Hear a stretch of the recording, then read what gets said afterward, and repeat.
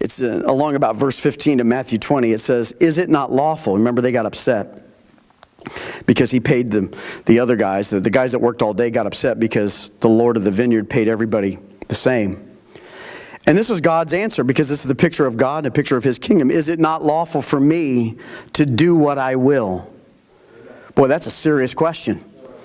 I tell you, if you didn't read any more of it, that's question enough right there. Is it not okay for God to be God? What if God decides to do something that we don't really like? What if God says, get your thumb out of your mouth? What if he puts something on your thumb that makes you just cringe when you taste it? We tried all those things with Molly. Molly would just go wipe it off and put the thumb back in. You know, it's funny when you have kids, you learn a lot about yourself, don't you?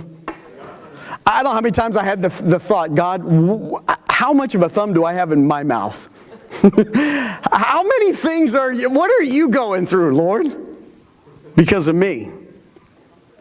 Is it not lawful for me to do what I will with my own? With what is my own? Can I not do what I want? God's like, come on, man, I'm God. Get used to me being God. Let me be God. If you let God be God, it's going to turn out better for you. You just don't always realize it. Like I said last week, we're thinking, see, these people are thinking, we think like them. We're thinking, that's all I'm ever going to get from God. I mean, I went to work, I worked hard. God, remember we cast the devil out of that last church and I didn't even know you could have a devil in? Remember that, Lord? For God's sake, God, help us in Newtown.